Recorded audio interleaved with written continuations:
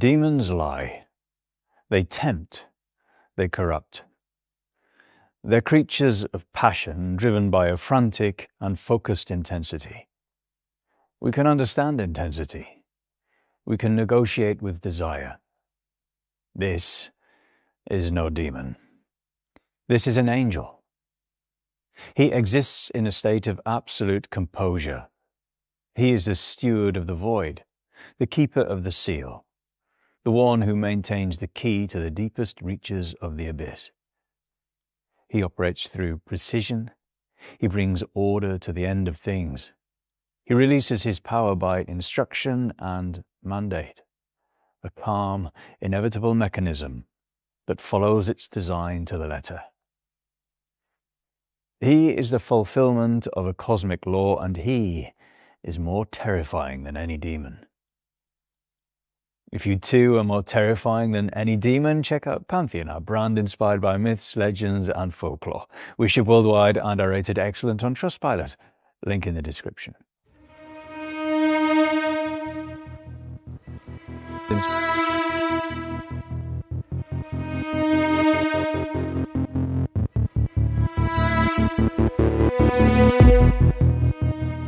Long before Abaddon became a figure in apocalyptic literature or demonology, the word carried weight. In the Hebrew Bible, Abaddon is presented as a realm or a condition, one linguistically rooted in the Hebrew verb abad, meaning to perish, to vanish, or to be destroyed. But Abaddon is a domain that sits beyond death, where the dissolution of form, identity, and memory is final and unrecoverable.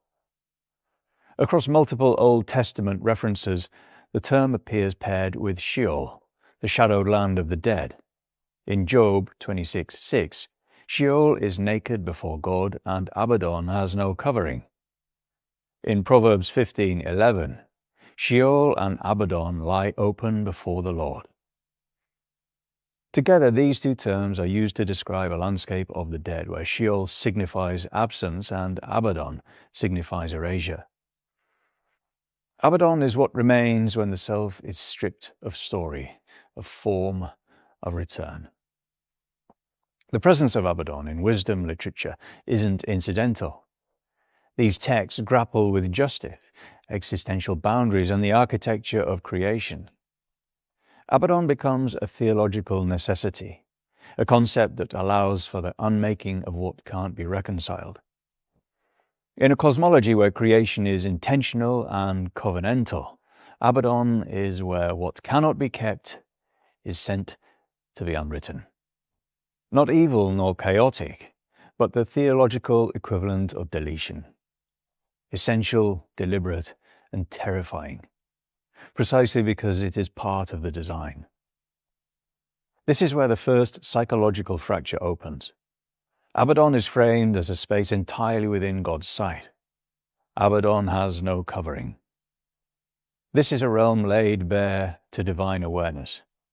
God sees it, God names it, and by implication, God has authorized it. It is built into history, not outside it. In early rabbinic interpretations, Abaddon sometimes becomes the one of the chambers of Gehenna, a transitional space, a deeper level, a darker layer of reality reserved for what can't ascend. Later beliefs would attempt to turn this absence into a presence, to name the thing that dwells in the erasure itself. That is where Abaddon begins to emerge as a being, a function personified, a role assigned. But before that shift, we are left with the unsettling truth that the earliest layers of the Abrahamic worldview included a word, clean, final, and uncompromising, that accounted for what must not come back. Abaddon. Before Abaddon was the destroyer, before the locusts, the keys, or the abyss, there was Muriel. The enthronement of Abaddon, a Coptic Christian apocryphon dated between the 5th and 6th century CE, offers one of the few accounts that dares to give Abaddon a past, and it does so with obedience. According to this esoteric narrative, Abaddon began as Muriel, an angel whose name means God is my incense, a name associated with fragrance, reverence, and liturgical purity. When God resolved to create man, he turned to the angels and commanded them to bring back dust from the earth, the clay from which Adam would be formed. But the earth protested.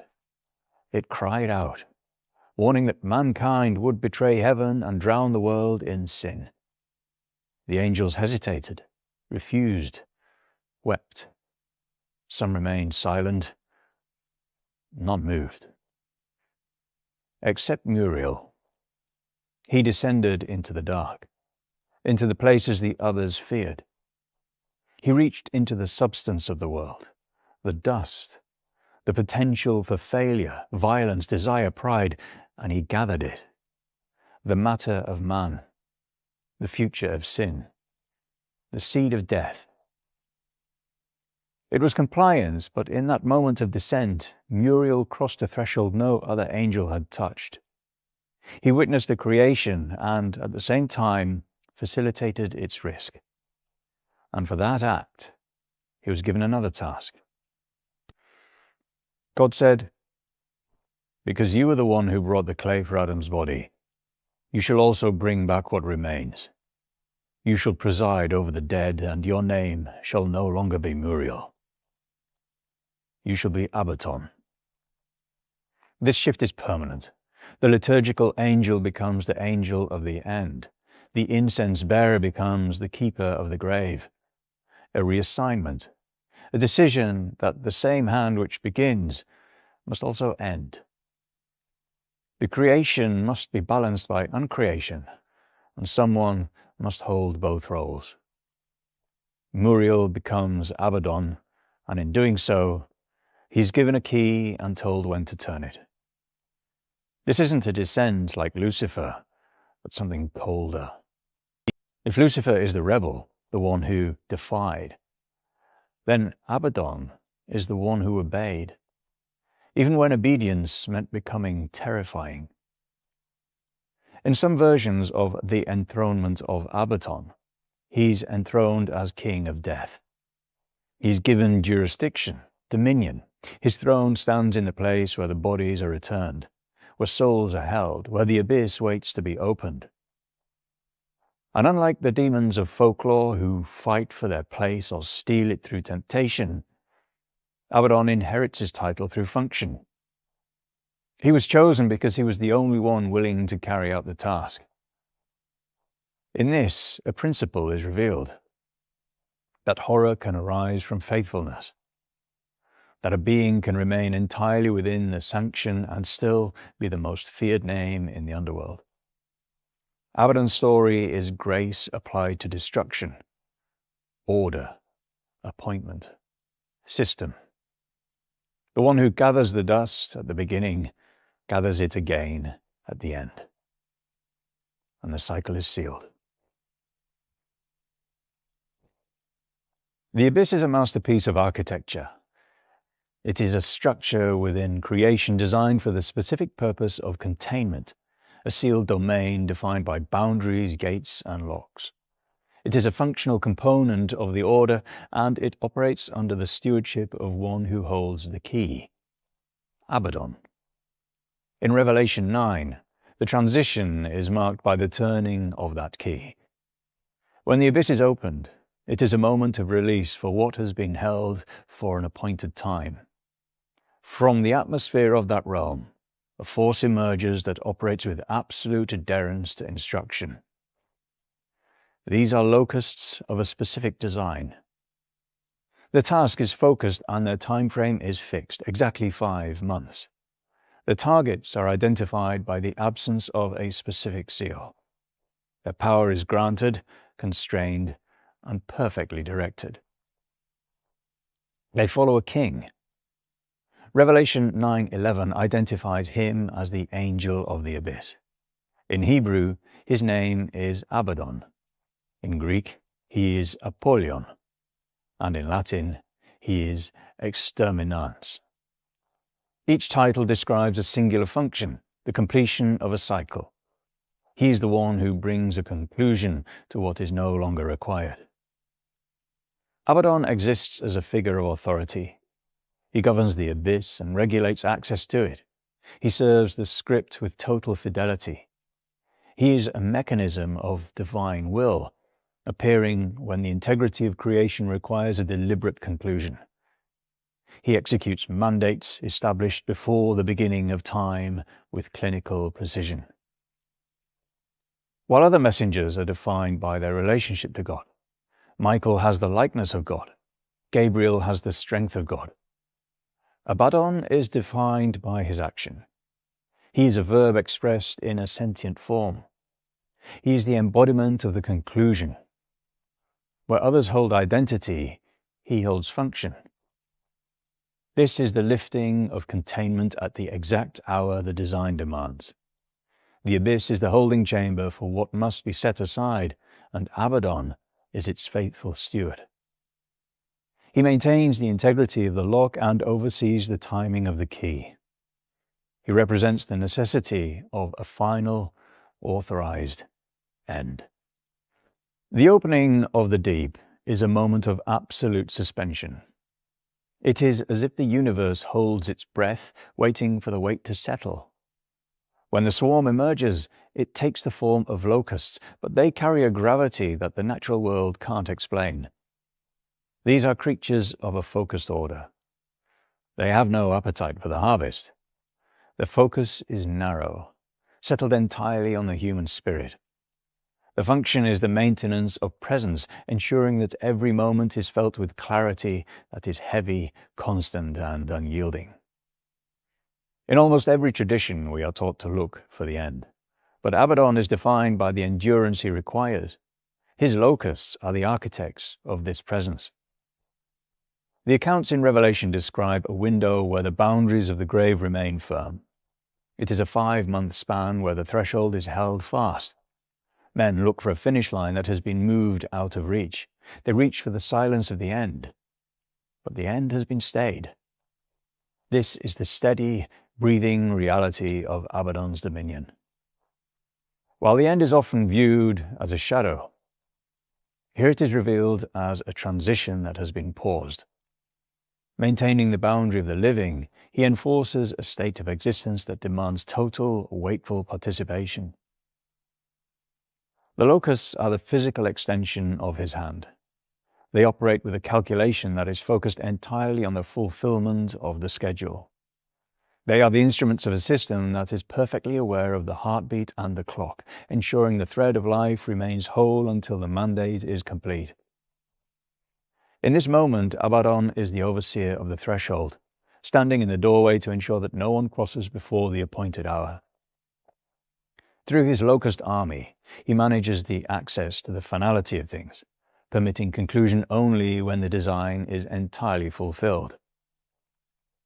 The most terrifying truths are the sanctioned ones. When Abaddon appears in the old text, the historians and the monks see him, but they provide a different label. Faced with a figure too organized for evil and too devastating to be ignored, they took the only path that offered comfort. They demoted him. They called him a devil, demon, prince of ruin, king of the pit. These names serve to make him smaller, providing a fragile sense of safety. But the reality remains much colder. Abaddon stands by appointment, occupying his role through a specific divine commission. In the book of Revelation, his arrival triggers an absolute crushing silence. The heavens remain quiet because the calendar already accounted for this moment, a scheduled necessity. This part carries a particular weight. While we have a place for outlaws and enemies, Abaddon belongs to the machine. His job encompasses the very things we fear the most: erasure and containment, and the end of the line. Telling ourselves he represents a rebellion feels easier than accepting that a chair always waited for him at the table. In the Middle Ages, stories pulled him into the orbit of hell. They placed him on lists, assigning him ranks and sins to manage. But his nature remains separate. He stays indifferent to the soul, focusing instead on the clock. As a being of singular purpose, Abaddon appears exactly when the conditions are met, when the world hits that specific point in the cycle where the deep must open and the conclusion must start. A principle with a face. To call him a demon is an exit strategy. It offers a reason to look away and claim he exists outside our order. But the evidence suggests otherwise.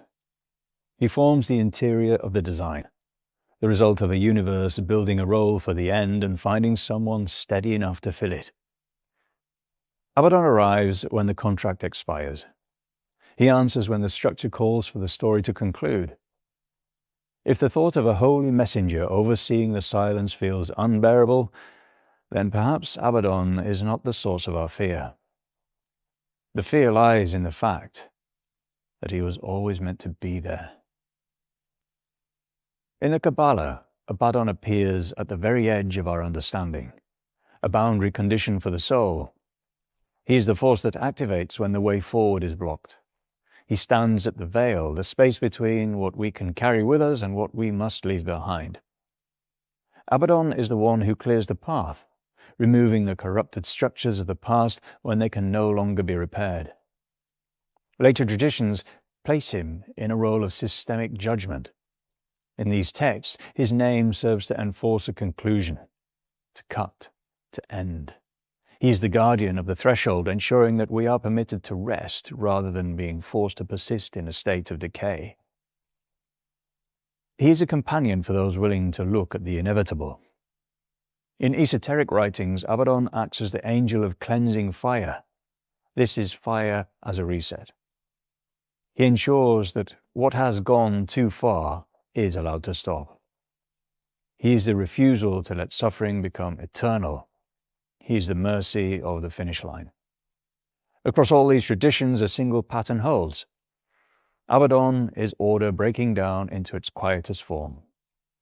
He is the function that remains when everything else has been spent. When the system fails, when the structure bends beyond recovery, he remains steady. He stays present amidst the wreckage. He turns the key. Most of us live with a quiet hope that our existence is a deposit, that even if we vanish, the account remains. We believe that someone, somewhere, is keeping a record. Abaddon is the proof that they aren't. He is not the predator hunting you in the dark. He is the dark. He is the divine realization that some things were never meant to be eternal, including you. He doesn't want your soul. He wants the space it occupies. He is the holy mandate to make the universe empty again. When you feel that specific cold weight in the middle of the night, the one that tells you your life is a temporary loan, that isn't a demon whispering. It's the steward waiting. He is the only one who stays until the very end, to make sure that when you go, nothing of you remains. No echo, no memory, no ghost. He is the one who watches the light go out and feels nothing but the satisfaction of a job well done.